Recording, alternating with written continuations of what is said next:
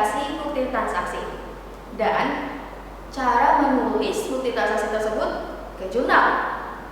Nah, ngomong-ngomong soal bukti transaksi, banyak banget bukti transaksi yang bakal keluar di uji kompetensi atau di perusahaan tertentu pasti bakal ada.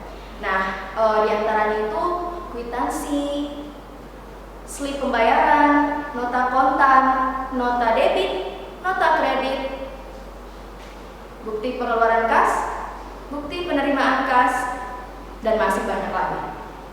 Nah, di sini saya akan menjelaskan beberapa dari yang saya sebutkan tadi. Untuk yang pertama, faktur. Nah, faktur adalah bukti transaksi yang digunakan untuk pembelian atau penjualan secara kredit. Faktur ada dua bentuk, yaitu faktur salinan dan faktur asli. Faktur salinan digunakan untuk bukti transaksi penjualan, sedangkan faktur yang asli digunakan untuk bukti transaksi pembelian. Nah, untuk yang selanjutnya adalah bukti penerimaan kas. Bukti penerimaan kas adalah salah satu bukti transaksi yang digunakan apabila terjadi penerimaan kas, baik itu dari customer ataupun dari pihak yang lainnya. Untuk yang selanjutnya, bukti pengeluaran kas. Bukti pengeluaran kas adalah salah satu bukti transaksi yang digunakan ketika kita membayar atau mengeluarkan kas, baik itu kepada supplier atau pihak-pihak yang lain. Salah satu contoh dari pengeluaran kas diantaranya adalah slip pembayaran, cek, dan masih banyak lagi. Untuk yang selanjutnya, nota kontan.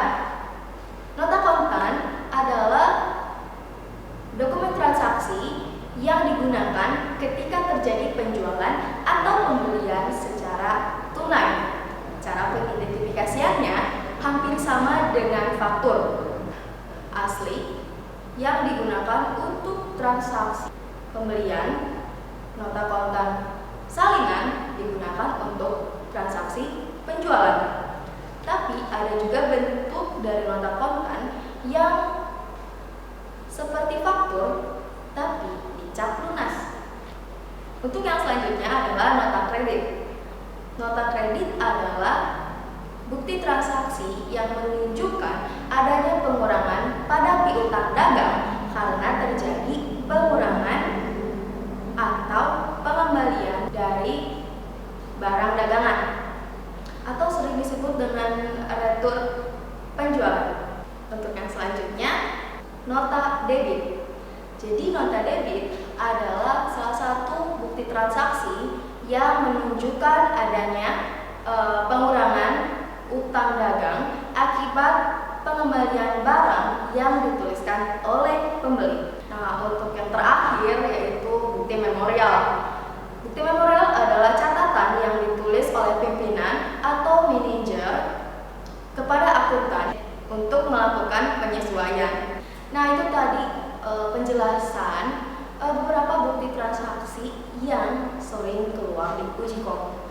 Untuk penjelasan selanjutnya akan disampaikan oleh rekan saya. A few moments later. Tunggu dulu, saya cari dulu rekan saya karena rekan saya terselip. Nah,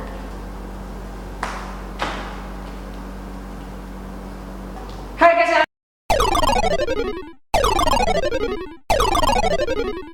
kaget yuk.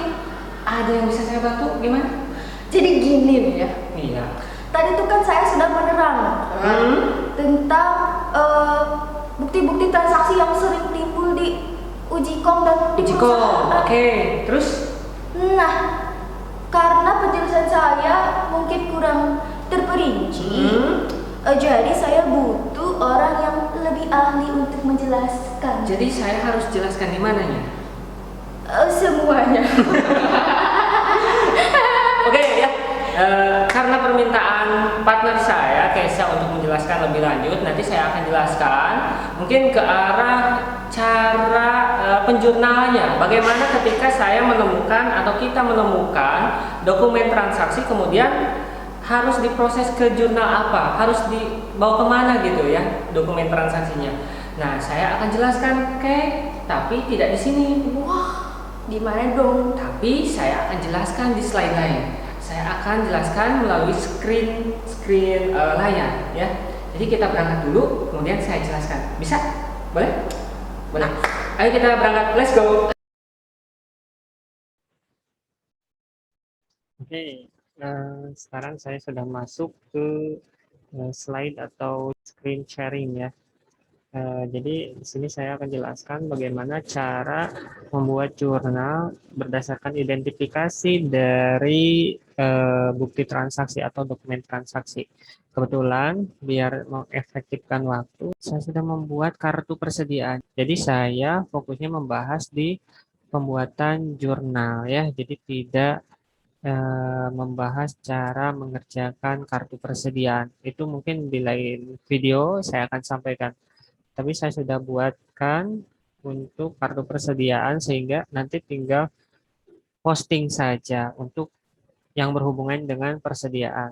Oke, kita ke yang pertama untuk bukti transaksi yang pertama. Di sini saya tunjukkan ada bukti transaksi faktur ya. Dan sini PT Margonda, kemudian faktur.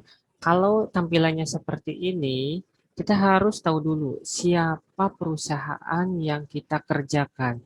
Apakah PT Margonda atau UD Buana. Nah, dalam soal ini perusahaan yang kita kerjakan adalah perusahaan yang UD Buana. Maka kita fokus nanti ke UD Buana untuk perusahaan yang kita kerjakan.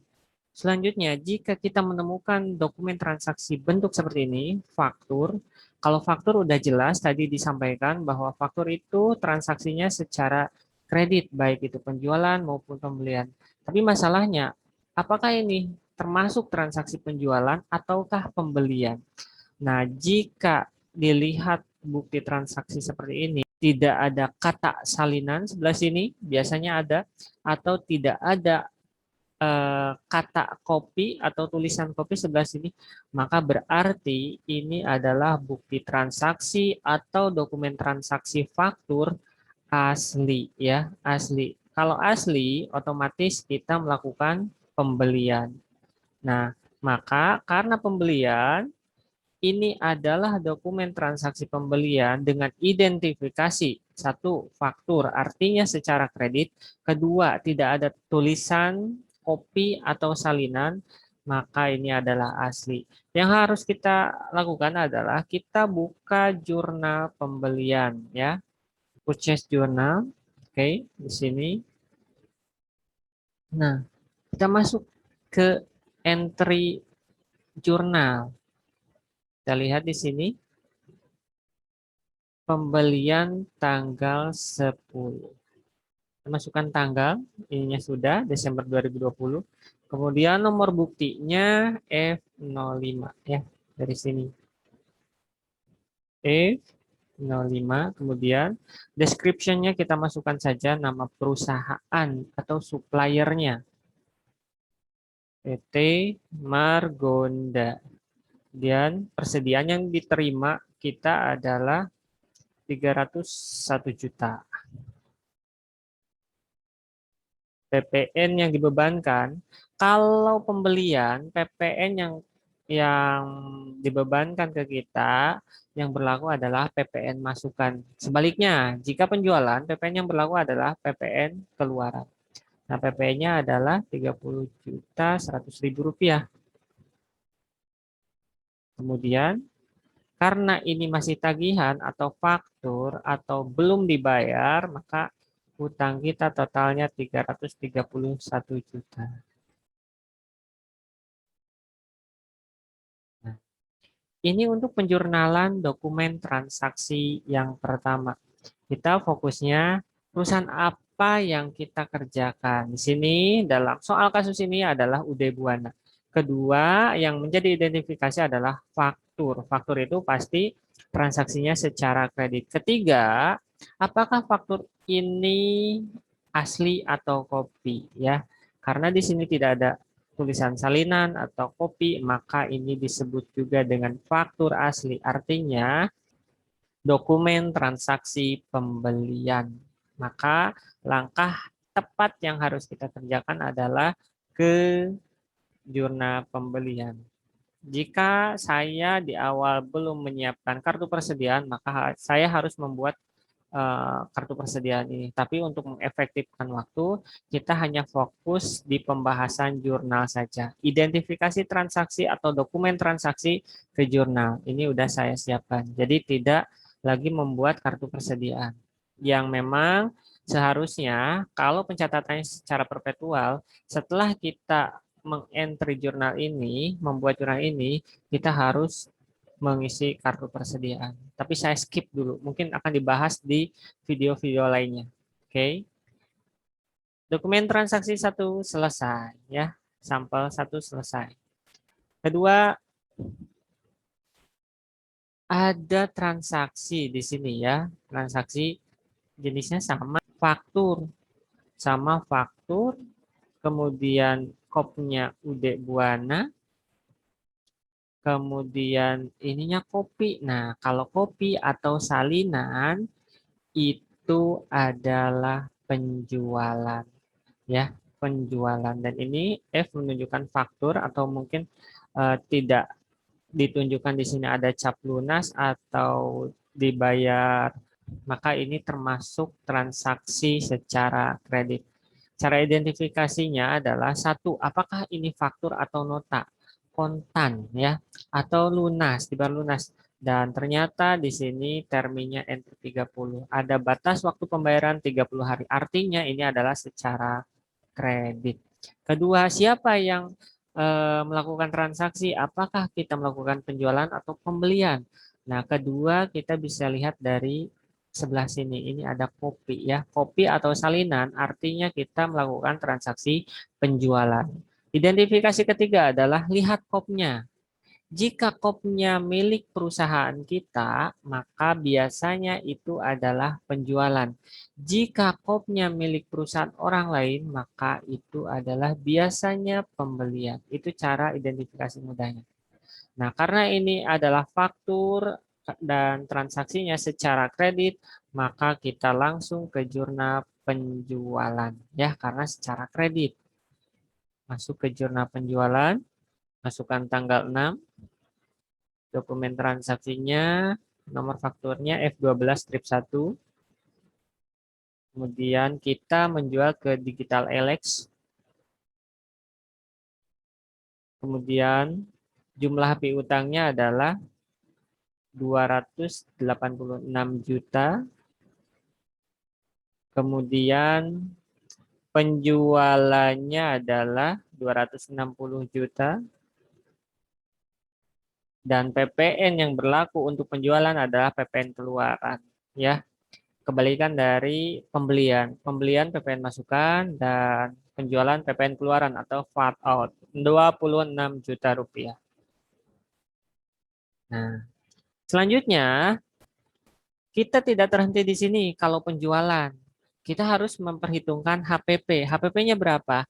Nah, di sini setelah dilihat di kartu persediaan penjualan tanggal 6, berarti tanggal 6 yang ini dengan saya tandai dulu, kemudian yang ini karena dua produk yang dijual.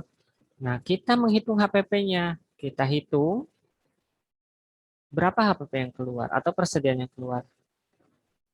Yang tanggal 6 ya, tambah yang ini. 231.500.000. Maka jumlah harga pokok barang yang keluar dari kedua barang ini adalah, perhitungannya mudah, jumlahkan saja total ini ya. 231.500.000. Kita masuk ke jurnal. 231.500. Nah, sini ya, ini mudah sebenarnya, tinggal sama HPP yang dikeluarkan ini angkanya berasal dari kartu persediaan atau inventory card ya. Jika misalnya di sini tidak ada kolomnya, maka kita boleh membuat jurnalnya di general journal atau jurnal umum dengan mendebit cost of merchandise sold atau harga pokok penjualan dan merchandise inventory di sebelah kredit dengan angka yang sama, angka yang berasal dari kartu persediaan. Itu ya untuk dokumen transaksi kedua. Jadi kita lihat kopnya milik siapa, kedua apakah kopi atau asli, dan apakah tunai atau kredit. Kita lihat dari terminnya. Ketiga, saya beri contoh untuk dokumen transaksi penerimaan kas ya. Kopnya milik perusahaan kita, kita berarti menerima kas Rp34.100.000 dari JBLX. Kebetulan JBLX ini melunasi faktur. Artinya uang kas masuk kemudian piutangnya berkurang ya. Karena nerima kas, kasnya masuk, piutangnya berkurang. Kita langsung ke jurnal penerimaan kas. Sudah jelas. Ininya bukti penerimaan kas, jurnal yang digunakan juga jurnal penerimaan kas atau cash receipt journal. Nomor buktinya BKM 12 strip 1. Kemudian tanggalnya tanggal 3. Customernya JBLX. Kita tulis saja JBLX. Kemudian uang yang diterimanya adalah Rp34.100.000. Kemudian utangnya berkurang juga Rp34.100.000. Kalau tidak di jurnal khusus seperti ini, berarti kan kita menggunakan jurnal umum, debitnya cash in bank, kreditnya account receivable. Ini pada konsepnya sama saja ya, cuman lebih dispesifikasikan. Ini debitnya kas bertambah Rp34.100.000 karena nerima uang. Kemudian kreditnya account receivable berkurang ya, karena piutangnya sudah dibayar atau dilunasi. Mudah ya untuk penerimaan kas. Selanjutnya, untuk pengeluaran kas. Pengeluaran kas, ke siapapun pengeluaran kasnya, bukti pengeluaran kas itu udah jelas. Kita pasti gunakan cash payment journal ya. Cash payment journal. Dan di sini diinformasikan kita mengeluarkan uang melalui cek katanya ke siapa? Ke karyawan UD Buana. Berarti ada yang harus dibayar. Yang harus dibayarnya adalah gaji karyawan November 2020. Berarti bukan bulan sekarang, karena sekarang di dalam soal adalah Desember. Berarti yang dibayar adalah utang beban. Utangnya berkurang, utang bebannya berkurang. Artinya utang beban di sebelah debit karena berkurang. Kemudian kas juga berkurang di sebelah kredit 2.500.000. Kita langsung ke jurnal pengeluaran kas dengan tanggal 1 ya. BKK 12 strip 1 ininya ke karyawan UD Buana. Nah, di sini di other atau miscellaneous ya, kita masukkan nomor akun utang beban atau expense payable atau accrued expense. Itu tergantung kebijakan perusahaan atau tergantung akun yang disediakan di soal. 2.1.200 biasanya. Kemudian 2.500.000. Accrued expense atau expense payable di sebelah debit 2.500.000 karena utang bebannya atau gaji bulan sebelumnya sudah dibayar, kemudian cash in bank karena dikeluarkan melalui cek di sebelah kredit ya, cash in bank. Nah, gitu. Konsepnya sama juga dengan general journal, cuman bedanya kita lebih dispesifikasikan. Per kolom beda fungsi gitu ya. Nah, itu untuk pengeluaran kas. Jadi, kalau ada bukti pengeluaran kas, langkah tepat yang harus kita lakukan adalah langsung pilih jurnal pengeluaran kas, cash payment journal atau cash disbursement journal, tergantung soal yang atau form jawaban yang disediakan oleh perusahaan. Selanjutnya, kita ke sini. Ada dokumen transaksi namanya voucher kas kecil ya. Voucher kas kecil. Nah, kalau udah menemukan voucher kas kecil seperti ini, artinya berarti kita mengeluarkan uang. Nah, kalau mengeluarkan uang, alternatifnya ada dua. Satu, jurnal pengeluaran kas. Satu lagi, ada jurnal kas kecil. Nah, jurnal kas kecil dengan jurnal pengeluaran kas sebenarnya konsepnya sama, yaitu sama-sama untuk mencatat pengeluaran uang. Tapi bedanya, kalau voucher kas kecil itu mengeluarkan uang dalam batasan nominal tertentu, tergantung kebijakan perusahaan. Contoh, pimpinan atau manajer menginginkan setiap pengeluaran kas di bawah 1 juta, maka menggunakan voucher kas kecil. Nah, berarti kalau ada pengeluaran uang 600, 700, 800, itu pasti menggunakan voucher kas kecil, bukan bukti pengeluaran kas, bukan jurnal pengeluaran kas. Dan kebijakan perusahaan tidak baku hanya di 1 juta. Sebenarnya perusahaan bisa aja mengeluarkan kebijakan setiap pengeluaran di bawah 5 juta, maka dikeluarkan melalui kas kecil. Nah, jadi tergantung kebijakan perusahaan. Nah, kalau soal ujian, uji kompetensi biasanya kita diinformasikan di awal ada catatan atas laporan keuangan. Kedua, selain itu kita dipermudah dengan judul voucher kas kecil. Kalau voucher kas kecil itu otomatis kita langsung cari jurnal kas kecilnya. Nah, seperti ini. Kita cari jurnal kas kecilnya atau petty cash journal. Nah, di sini kita menjurnal. Berarti kan tanggal 2 V12 strip 1. Tanggal 2 V12 strip 1. Ininya pembuatan brosur. Brosur iklan. Advertising expense.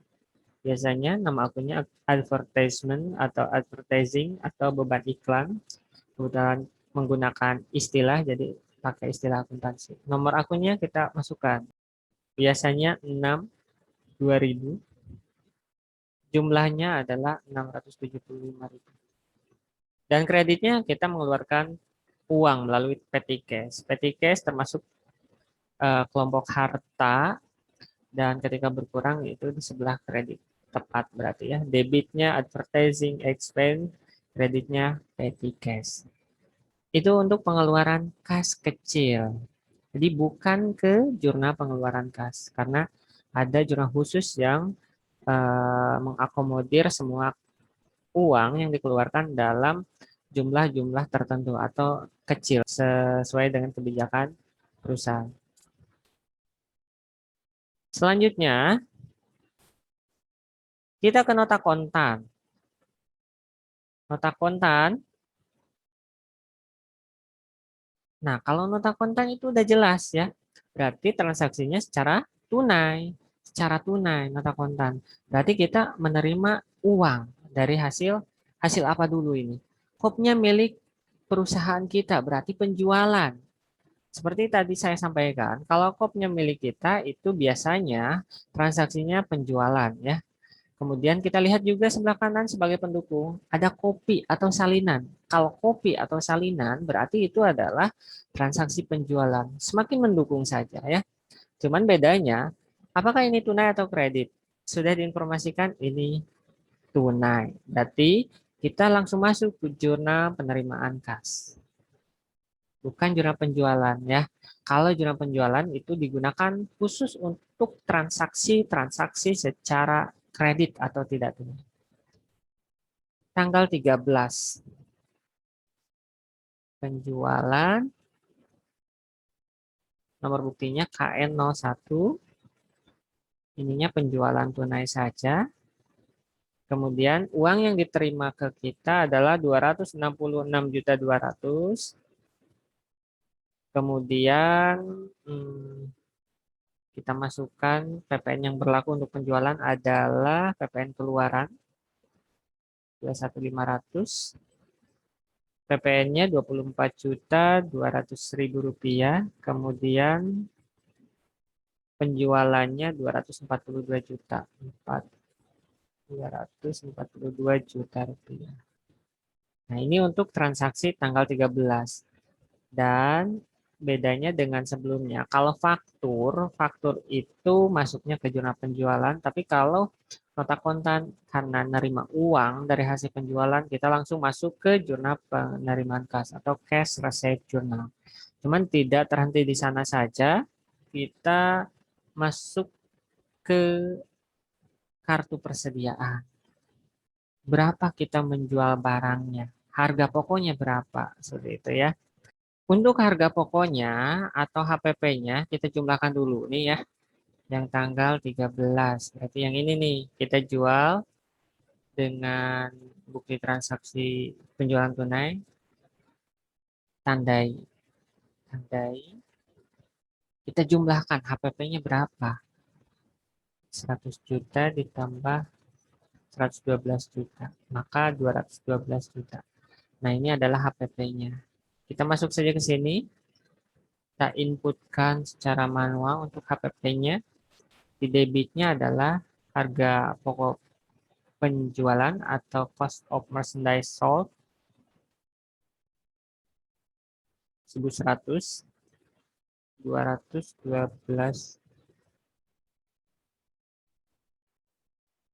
juta. Kemudian untuk kreditnya juga sama. Persediaan barang dagangan 212 juta. Jadi setiap transaksi penjualan baik tunai atau kredit kita entry jurnal 2 kali. Satu untuk melakukan penjualannya, kedua untuk mencatat HPP-nya atau harga pokoknya. Dan ini sebenarnya boleh juga di jurnal umum atau general jurnal. Seperti itu ya. Itu untuk dokumen transaksi penjualan tunai. Jadi ada dua, satu kita menjurnal penjualannya, dua mencatat HPP-nya berapa. Berlaku untuk penjualan kredit juga ya, atau faktur juga. Selanjutnya, nota kredit. Nah, ini. Nota kredit adalah transaksi untuk retur penjualan. Biasanya nota kredit ini dibuat oleh penjual yang memberitahukan bahwa penjualan barang dagangan atas barang tersebut dibatalkan atau diterima kembali barang yang sudah dijual karena tidak sesuai dengan pesanan atau barang rusak ya. Kalau retur penjualan atau nota kredit, kita tidak menggunakan jurnal penjualan atau jurnal penerimaan kas. Karena transaksinya berbeda, maka kita gunakan jurnal umum. Days 2020, tanggalnya tanggal 7 atas pengembalian barang tanggal 6 ini ya. Ternyata tadi dibeli tanggal 6 tapi dikembalikan karena tidak sesuai. Nomor nota kreditnya NK12-1. NK12-1. Nah, jurnalnya adalah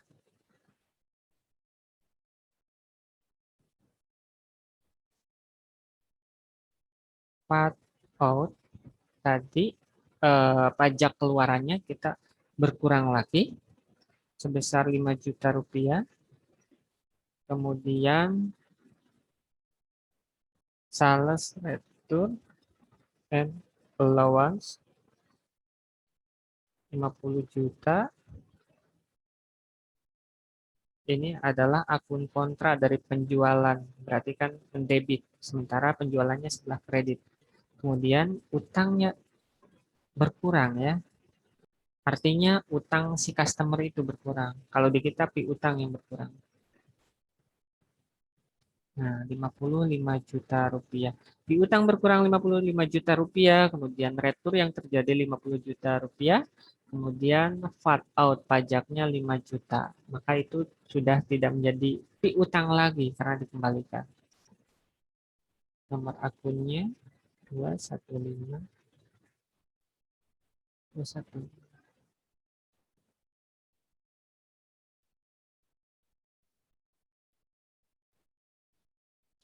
Kemudian 412 dan 113 ya. Kemudian apakah terhenti di sini sudah selesai? Belum ya. Untuk yang hubungannya dengan penjualan pasti penjurnalannya dua kali. Satu untuk mencatat transaksinya secara utuh, kedua kita mencatat untuk HPP-nya. Kita kembalikan HPP-nya di sini. Kalau tadi untuk penjualan cost of goods sold-nya, cost of merchandise sold-nya di sebelah debit dan merchandise inventory-nya di sebelah kredit, sekarang kita kembalikan. Merchandise-nya di sebelah debit. Merchandise. Kemudian cost of merchandise sold-nya di sebelah kredit. Kita kembalikan ya. Satu.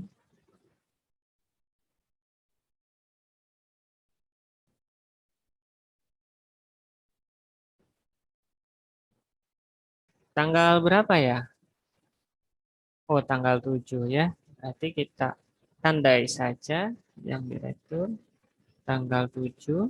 Kemudian ini kita jumlahkan berapa HPP yang dikembalikan ya. HPP yang dikembalikan ada 41 juta. Maka kita ke sini 41 juta. Sama. Bedanya dengan yang tadi, kalau ini tadi ketika penjualan COMS-nya di sebelah debit, MI-nya di sebelah kredit, sekarang dikembalikan ya. Kita beri keterangan. Retur penjualan dari digital.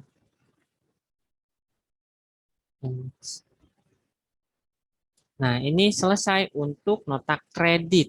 Jadi langkahnya lumayan ya. Satu, kita harus memperhitungkan dulu, satu harus menjurnal dulu bagaimana mengembalikan jurnal mengembalikan barang dagangan. Kedua, kita harus mencatat atau menjurnal HPP-nya yang dikembalikan atau kebalikan dari penjualan tadi. Selanjutnya, kita ke nota debit nih. Nota debit sebenarnya sama saja. Cuma nota debit diklaimnya oleh pembeli ya, sama aja sifatnya. Ini nota debit berarti retur pembelian. Kita masuk ke sini, jurnal umum. Pokoknya kalau retur itu masuk ke jurnal umum ya, atau general jurnal. Tanggalnya tanggal 11. Ininya NK strip 1. Kemudian kita langsung jurnal. Nah, yang dikembalikan adalah satu untuk pavilion, dua untuk del. Maka otomatis utang kita berkurang ya. Karena pengembalian barang yang sebelumnya transaksinya itu secara kredit, berarti mengurangi utang ya. Utang dagang, account payable. Berarti utang berkurang di sebelah debit dong. Total utang berkurangnya 45.100.000. Kemudian pajaknya juga sama, VAT in, tadi VAT out untuk penjualan, kalau sekarang VAT in. VAT in-nya Rp4.100.000. Kemudian apa yang berkurang? Langsung ya ke merchandise inventory 41 juta. Nah, ini langsung diperhitungkan HPP-nya. Jadi tidak seperti penjualan yang dijurnal dua kali. Kalau pembelian returnya langsung sekali aja seperti ini. Kita beri keterangan PT Margonda. Retur pembelian kepada PT Margonda. Langsung selesai ya, satu jurnal. Ya, 1.600. Kemudian 1.600. Nah, itu tinggal nota debit itu kebalikan dari nota kredit, dan nota debit untuk penjurnalannya sama di jurnal umum atau general jurnal, cuma lebih simpel, hanya satu kali jurnal ya. Kalau penjualan tadi nota kredit itu dua kali jurnal, satu untuk mengembalikan atau eh, sebagai oposit dari penjualan meretur ya, kedua untuk memperhitungkan HPP-nya. Selesai untuk nota debit. Terakhir, ini bukti memorial ya. Jadi memorial ini sebenarnya dibuat oleh pimpinan atau manajer agar disesuaikan sama akuntan. Akuntan tolong nih sesuaikan dengan data yang sebenarnya. Akuntan tolong nih punya kebijakan ini, maka data dan catatan harus sesuai dengan eh, kebijakan. Maka akuntan harus melaksanakan tugas itu. Dan ini perusahaan kita UD Buana kepada teknisi akuntansi atau akuntan dari Sunardi untuk menyesuaikan karena adanya ketidaksesuaian antara catatan di bank dengan di perusahaan terkait dengan saldo rekening bank. Artinya ini rekonsiliasi bank ya. Di jurnal umum atau general page 2, page 2. Jadi ketika ada penyesuaian ini kita harus mengerjakannya di jurnal penyesuaian atau bentuknya sangat-sangat mirip dengan jurnal umum. Kita masuk ke jurnal umum ya. Anggap saja ini adalah jurnal umum page 2 ya. Jadi halaman berikutnya atau jurnal yang dikhususkan untuk melakukan penyesuaian. Tanggal 31 PM 12 strip 1. Jurnal penyesuaiannya adalah menerima uang, berarti cash in bank. Kemudian dikenakan biaya administrasi banknya bertambah 250.000 bank share.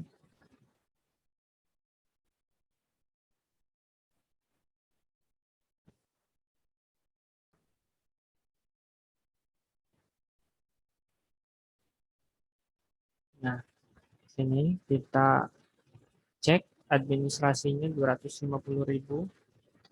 Kemudian pendapatan bunganya bertambah ya, pendapatan bertambah di kredit 5320,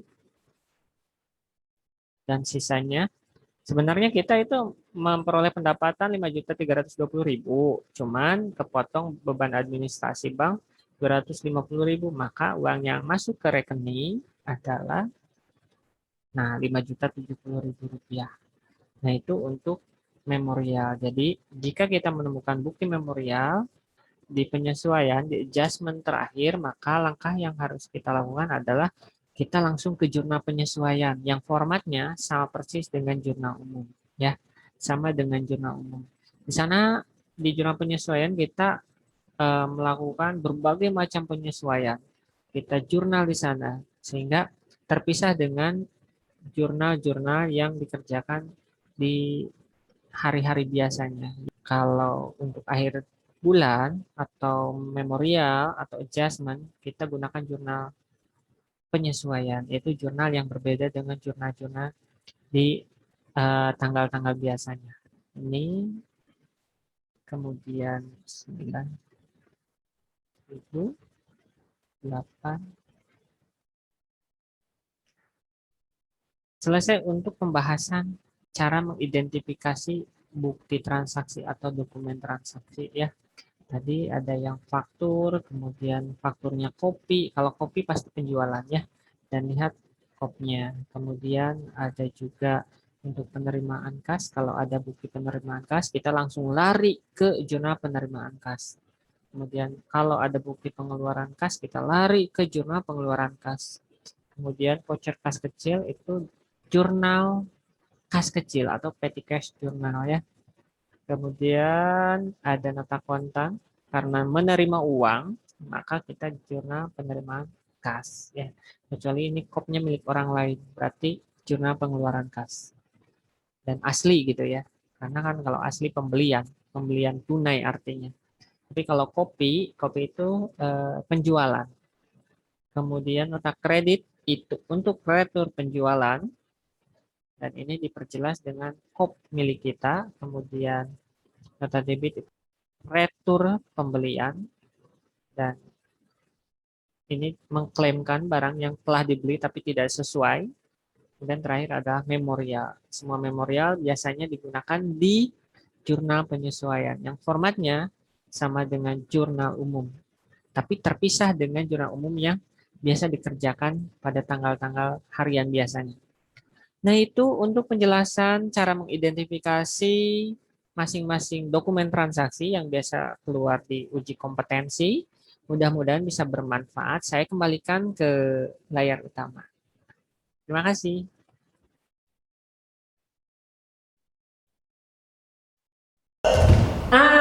Itu dia penjelasan dari masing-masing dokumen transaksi, identifikasi dokumen transaksi, bagaimana caranya mengidentifikasi kemudian memasukkan ke buku harian atau jurnal. Mudah-mudahan penjelasannya bisa difahami rekan-rekan semuanya ya.